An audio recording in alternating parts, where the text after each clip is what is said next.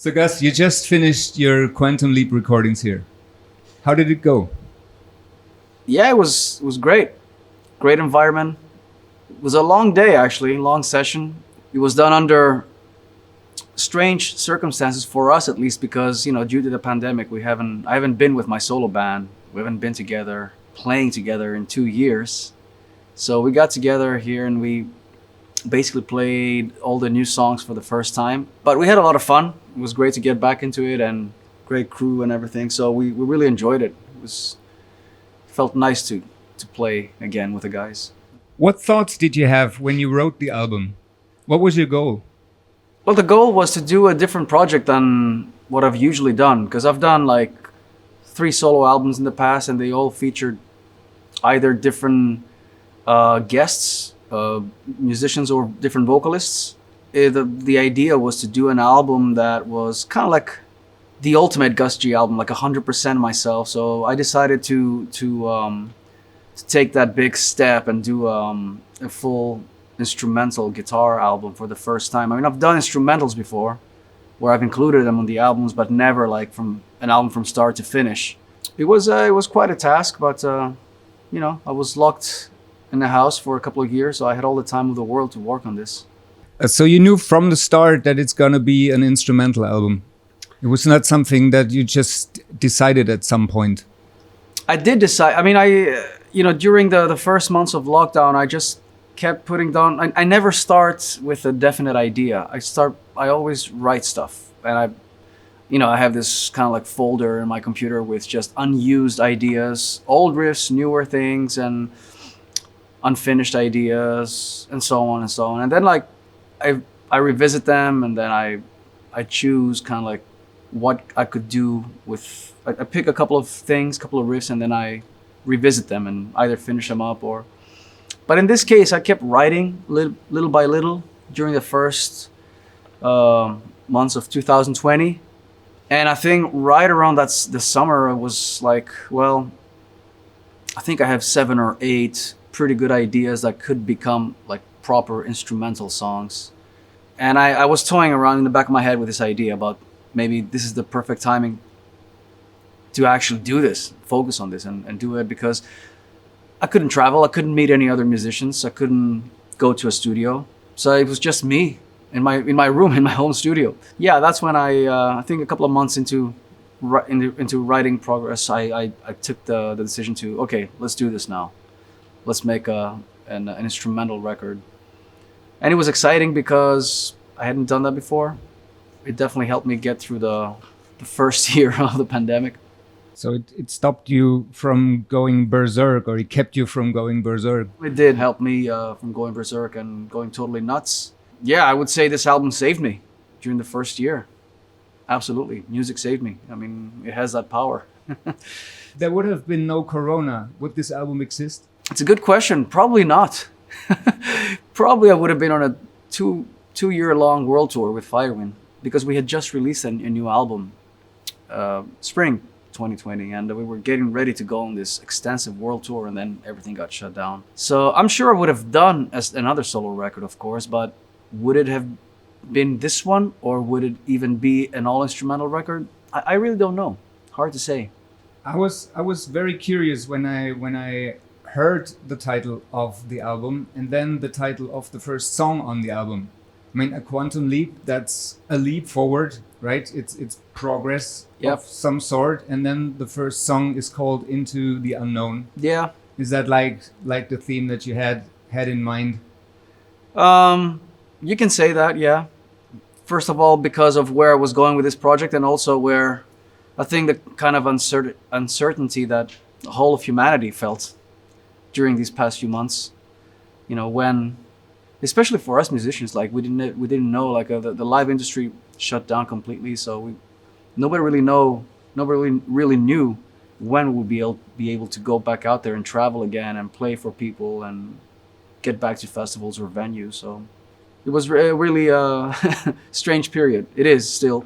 Yeah, you can say this Quantum Leap is it is about making that step forward exposing myself in that sense as a guitar player.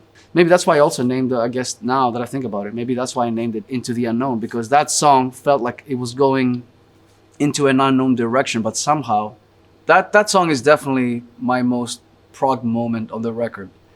It was an adventurous song. It was one of those songs that I put together like it was different pieces, different themes. You know, it wasn't like a song that I started from scratch and then it developed like that. I had like these different riffs and I've somehow put them together like a pieces on a puzzle, you know, and it somehow worked out. Like the main theme, it was a completely different idea originally. I think I had like an idea, something like that.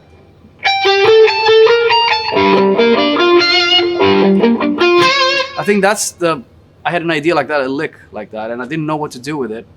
And then I came up with this backing track one day where I had this main riff.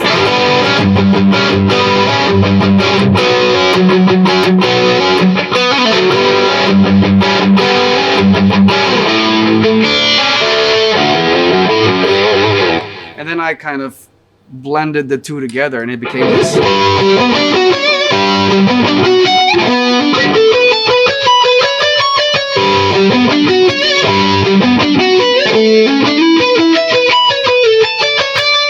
So, you know, all this intervallic stuff that I was doing and just putting different things together. And then I had this middle part, you can say again, like this prog kind of thing in 7/8 time signature, which is actually kind of almost like traditional Greek dance thing. But I had a riff like that.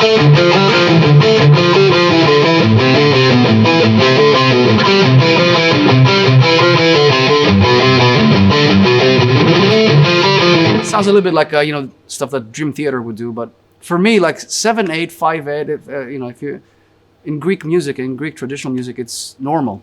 It's, you know, wedding songs are all like 7/8 and 9/8 and stuff like that. So I grew up with these beats, you know, with these rhythms as a kid. And even though it's not really my cup of tea, it's kind of like integrated into my DNA. So it's easy for me to play around those different kind of time signatures. So I kind of blended it all together and it became into, maybe that's why I also named, I guess now that I think about it, maybe that's why I named it Into the Unknown, because that song felt like it was going into an unknown direction, but somehow it turned into something in the end. To one other song maybe, because Vinnie Moore co-wrote Force Majeure, right? He didn't co-write it. He played a guest solo on it. Ah, okay. I thought because it's I just read it's got featuring Vinnie Moore. Yeah. Featuring. I thought maybe you did some writing together. No. The Well, the story. This is a funny story behind this song. It's actually an older song. It wasn't from the Quantum Leap sessions. Actually, I wrote this song back in 2018. It was right after I had finished my previous album, Fearless. And when that album came out, I got a tour together. We together with Vinnie Moore in the US. So we're gonna do a tour together. And then I thought I had this song, but I didn't record it. It was just like a leftover track. And I thought, why not do this instrumental and ask Vinnie to do a solo on it? And we can put it out right before the tour starts and we can promote the tour. So that's what this became. I put it together quickly. I asked Vinnie to do a solo and I'm very happy that he did it because he's one of my guitar heroes. And yeah, we released it right around the time for the tour and it was just like a standalone single release and somehow it became my most popular song on Spotify and like it's like one of those standard tracks on my set list nowadays. And when I finally did the new album, and it was all instrumental, I thought, well, I want to put Force Majeure, I want it to belong in a proper album track list. So this was a perfect situation to include it on the album. And it's funny because a lot of people are discovering it now, 3 years later as well. I was wondering, you wrote the songs all on your own and you played all the instruments at first. And then you kind of got the band back together, even though in several places. Yeah. I mean, I wrote everything. I arranged everything again in my home studio because I always do this when I do my demos. You know, I program the drums and I play the bass and whatever keyboards and all the guitars, of course. And Then I showed it to the band guys and all that. But this time I wasn't even planning on having anybody to play on the record. I thought maybe it's because of the situation again with the lockdown. I was like, well, I'll do this project just totally like homemade. And then when I finished it, I thought, well, maybe I should get a drummer instead of a drum machine, you know. And I'm glad I decided on that. And Vincent Velasco is a great drummer from England. Yeah, he had just happened to hit me up and he sent me some links of him playing, and yeah, I was blown away by his playing. And I asked him to record, and actually it was cool because, you know, we couldn't go to a studio, we couldn't fly anywhere to do the drum sessions, but luckily he had a studio on his own where he could actually record himself and engineer himself. So that solved the main problem, because where can you do drums? You need like a big room. So, and he had that. So he did the drums and sent us the files, and the rest was done in our home studios. I reached out to Dennis Ward about mixing the record, and then I said, well, you're a much better bass player than I am, so if you want to play on these songs. And he did. He played on 8 of the tracks of the album, and he also mixed it. It's kind of weird because it does sound like as if it's a band that rehearsed this and kind of developed this together, but it wasn't like that. It was just file exchanging, but he's such a great player that he was able to really adapt to the whole project right away. So I don't know, it felt very natural for me to hear him play over the songs. Could we do another dissection of a song? Yeah, let's try. To show the process again, maybe with the title track, Quantum Leap. How did you start there? Yeah, I think I had a bunch of riffs for this one. And then again, like the middle part was also from another older song of mine that I, like the breakdown part. Anyways, I mean, the main riff, I had this main riff, so, which is all these... kind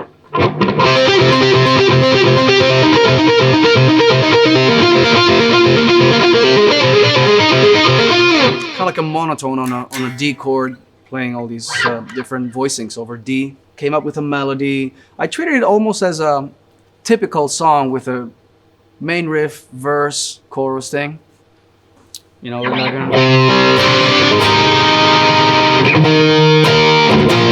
I put all the melodies over that. There's this breakdown part of the song with clean guitar, and like I said, that was from an older demo of mine, which is this.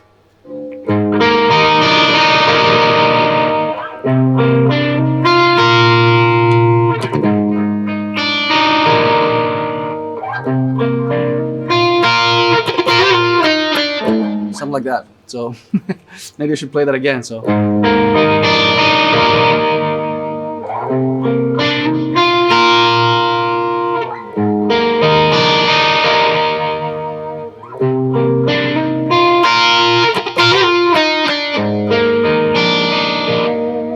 That kind of thing. I just thought it would fit nicely into the song to give it a breather from all the shredding and all those things.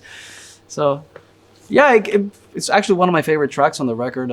It's some technical stuff on there, but it's very melodic, and it has that kind of, I don't know, heroic type of melody. I think the original working title was Heroic.